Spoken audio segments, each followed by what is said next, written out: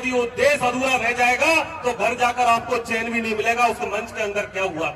इसलिए मेरी हाथ जोड़कर अपील है, आप लोग मेरा 10 मिनट में मेरी बात रखूंगा और सम्मान्य वक्तागण, दूर दराज से लोग, मैं कहता हूं राष्ट्रीय स्तर के लोग इस मंच पर बैठे हुए हैं और उनकी शोभा में यदि हमारा क्षेत्र का लोग उठकर चले जाए तो वो सम्मानीय गणों का अपमान होगा। इसलिए मेरा हाथ जोड़कर निवेदन है कि इस मंच पे नीचे बैठे विराजमान बैठ जाओ प्लीज बैठ जाओ।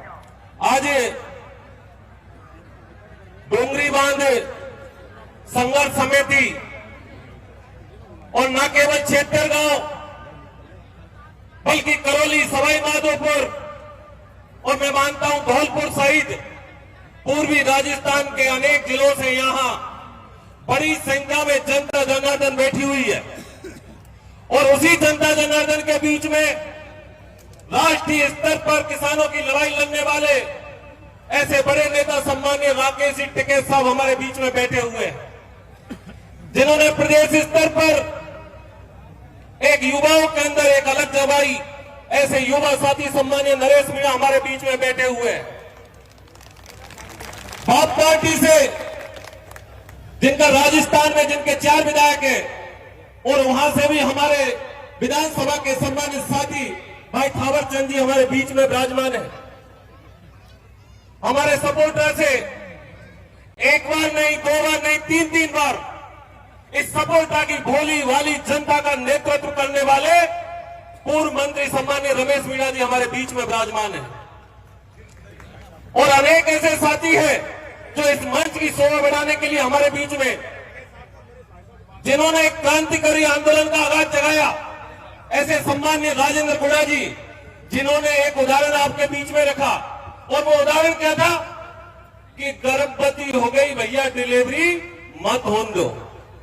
ये उदाहरण आपके बीच में दिया। मैं सम्मान्य गुड़ा साहब के बीच में रखना चाहूंगा कि साहब गर्भवती तो होगी, अब डिलीवरी को टाइम मारो है। ये पिछले 5 साल में गर्भवती महिला की सोनोग्राफी पे सोनोग्राफी ये किस सरकार ने की? उस सरकार को इस जगह जवाब देना पड़ेगा। यदि वह सरकार जिस डूंगरी बांध के बीच में, जिस डूंगरी बांध को लेकर यह जवाब तलब हो रहा है, ये डूंगरी बांध को आज मुझे मंच के माध्यम से बता रहे थे कि कोई राजनीति की भाषण नहीं होगा। मैं इस मंच का सम्मान करता हूं। मैं भारतीय जनता पार्टी, क्योंकि मेरी सरकार है और आप सबके चरणों में मैंने आपने सेवा की है, उसका प्रतिफल देकर उस विधानसभा में मुझे पहुंचाया है, तो मेरा कर्तव्य बनता है कि मेरी जनता के सुख में दुख में मैं जी जान से उनके बीच में खड़ा रहूं और इसी वजह से आज इस डूंगरी बांध की सभा के अंदर मैं आयोजित हुआ, उपस्थित हुआ। मैं जनता जनार्दन के बीच में रखना चाहता हूं। ये हमारे ऊपर उंगलियां उठाते हैं, मैं आपके बीच में मंच के माध्यम से बोल के जा रहा हूं। और साहब मेरा तो खानदान है जो एक बार खेदी ने पत्थर की लकीरें कोई बिदादा पर नहीं बेटे, ये खानदानी बोले यार अंदर को। और आज भी ये कह के जा रहा हूं आपके मध्य में कि केवल कोरा भाषण देवा से काम नहीं चले, नहीं चले केवल कोरा भाषण देवा से। कभी कभी तो ऐसा लगता है कि ये मंच केवल जो भाषण देने वालों को ट्रेनिंग देने का काम कर रहा है। अरे ये ट्रेनिंग कैंप नहीं है, ये ईआरसीपी, ये डूंगरी बांध से लोग जो परेशान हैं, जो आग जल रही है, उस आग में चूल्हा लगाकर रोटियां सेकने का काम नहीं है। किसी का घर पड़ने वाला है, उनके लिए हम लोग मिलकर क्या काम कर सके उसके लिए काम करने का टाइम है। और मैं जरूर कहना चाहूंगा, क्योंकि मेरे मंच में, जिस मंच में मैं उपस्थित हूं, ये जनता जनार्दन ने मैंने स्वाभिमान के साथ 2 साल काम किया है। क्योंकि ये बात मेरे ऊपर आरोप लगाए, उन आरोपों की बात हुई है और इस मंच के माध्यम से यदि मैं उनका आरोपों का जवाब नहीं दूंगा तो मैं इस मंच पर कायर कहलाऊंगा और जिस मंच पर मैं बैठा हुआ हूं उसमें जवाब नहीं दूं, ये मेरे स्वाभिमान में नहीं है। इसलिए मैं सम्मानित श्रोता बंधुओं, 2 साल के अंदर आप याद करो उस करणपुर की घाटी को। इसी जोली गांव से एक पीर पैदा हुआ जिसका नाम रंगजी बाबा था। उस रंगजी बाबा ने 1993 के अंदर स्वर्गीय भैरव सिंह शेखावत को बुलाया करणपुर के अंदर और करणपुर के अंदर बुलाकर इस सपोर्टर की पहचान करवाई कि डांग क्षेत्र जिसमें मेरे नुमाइंदे पड़े हुए हैं। और तब तत्कालीन मुख्यमंत्री स्वर्गीय भैरव सिंह शेखावत ने 56 लाख रुपए देकर उस घाटी का निर्माण करवाया। मैं अपने आप में गर्व करता हूं कि मैं उस पार्टी का सदस्य हूं जिसके मुख्यमंत्री ने 25 साल 33 साल के बाद में फिर से उसी घाटी के लिए 50 करोड़ रुपए की सौगात दी है, जो उस घाटी पर चढ़कर हमारा नुमाइंदा ऊपर की तरफ आएगा। सम्मानीय भाषण दे रहे थे, आपने क्या किया 15 साल तक? गरीब जनता को लड़ाने का काम किया आपने। मैंने 2 साल के अंदर किसी भाई से भाई में प्रेम फैलाने का काम किया है। विरोध करने से काम नहीं चलेगा, सब सुनना पड़ेगा आप लोगों को, सब सुनना पड़ेगा आप लोगों को। जिसके बारे में बोलते हो आप, जिसके बारे में बोल रहे हो ये डूंगरी बांध के लिए बोल रहे हो आप लोग। मैं आपको बताना चाहूंगा कि डूंगरी बांध के अंदर मेरी जो स्थिति है और मेरी जो स्थिति है, यह राजनीतिक भाषण नहीं। आप लोगों ने पहले जब आपको खड़ा होना चाहिए, जो आरोप लगा रहे हैं उनका आरोपों का जवाब किस तरह देना है, उस आरोप के लिए आपको खड़ा होना चाहिए। आपको इस बात के लिए खड़ा होना चाहिए और आपको इस बात के लिए खड़ा होना चाहिए कि डूंगरी बांध में आपसे पहले भी कहा और मैं आज भी कह रहा हूँ कि डूंगरी बांध के अंदर मैं तन मन धन से आपके साथ में खड़ा हुआ हूँ, आपके साथ में खड़ा हुआ तन मन धन से। लेकिन आप लोग जिस तरह के आरोप लगाए इस मंच के अंदर जिस तरह के आरोप लगाए आपने, आपको इस बात को समझना पड़ेगा कि डूंगरी बांध संघर्ष समिति है, जिनके लोगों से मैंने लगातार 3 दिन से मैं बात कर रहा हूँ। उन लोगों से कहा मैं कि माननीय मुख्यमंत्री जी, माननीय सिंचाई मंत्री जी,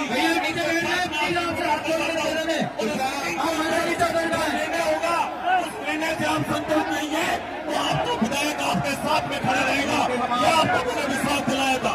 लेकिन जिस कार्यक्रम के अंदर हम उपस्थित हुए, उस कार्यक्रम के अंदर मेरे नेता के खिलाफ कोई गाली देगा, उसको हम लोग बर्दाश्त नहीं करेंगे। ये बिल्कुल कभी कहने की बात है, ये हम सबको बता रहा हूँ। डॉक्टर जवाहरलाल के बारे में आप लोग बोलते हो, आपको शर्म आनी चाहिए। आपका खुद का पता नहीं कब किस तरह में बैठे हो, कब किस तरह में बैठे हो। तो राजस्थान के नेता के बारे में बोलते हो, आपसे आपको शर्म आनी चाहिए। मैं इस बात को कभी बर्दाश्त नहीं करूंगा कि मेरे नेता के खिलाफ आप बात बोल रहे हो, ये कभी बर्दाश्त नहीं होगा। इसलिए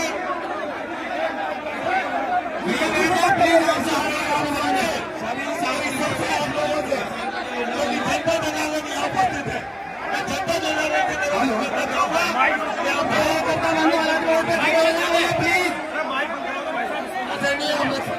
इसलिए मैं मेरी सरकार की ओर से आज आपके बीच में आई और सरकार के माध्यम से कहना चाहता हूँ कि हमारी सरकार आप सबके प्रति संवेदनशील है और आप लोग अपनी कमेटी बना लो।